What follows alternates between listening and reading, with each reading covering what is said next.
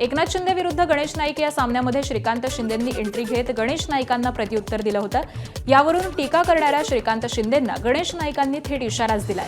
माझ्या नादाला लागलात तर माजी खासदार करून टाकेन असं नाईकांनी सांगितलं। त्यावरती आता खासदार श्रीकांत शिंदेंनी पलटवार केलाय। नाईकांनी ठाणे किंवा कल्याण लोकसभा मतदारसंघामधून निवडणूक लढवून दाखवावं असं आव्हान हे श्रीकांत शिंदेंनी दिलंय आणि त्यामुळे आता मंत्री गणेश नाईक विरुद्ध खासदार श्रीकांत शिंदे हा वाद आणखी वाढण्याची शक्यता आहे।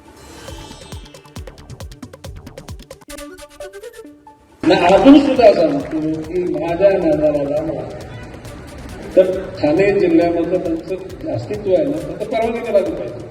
म्हणजे गणेश नाईक लीड ते ठाणे पालघर एकनाथ शिंदेची एकही महानगरपालिकेत देणार किंवा मी ओपन चॅलेंज देतो की कल्याणमध्ये त्याचा पुत्र त्याला कायमचा माजी खासदार म्हणून लावला। ठाण्यामध्ये इथला ठाण्याचा जो अति आगाऊ खासदार त्याला मी तसं ओपन सांगितलं तुला माझी कायमचं आयुष्यभर माझी खासदार म्हणून लावा।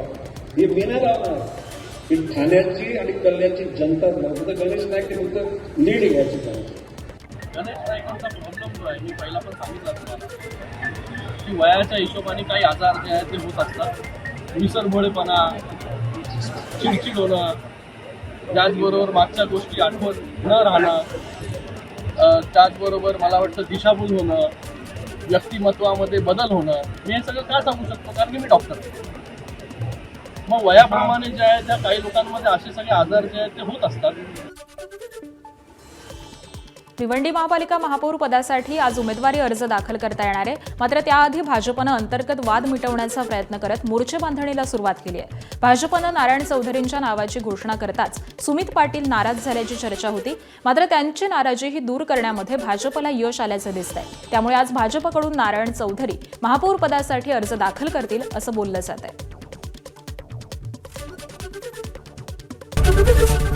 एबीपी माझा, उघडा डोळे बघा नीट।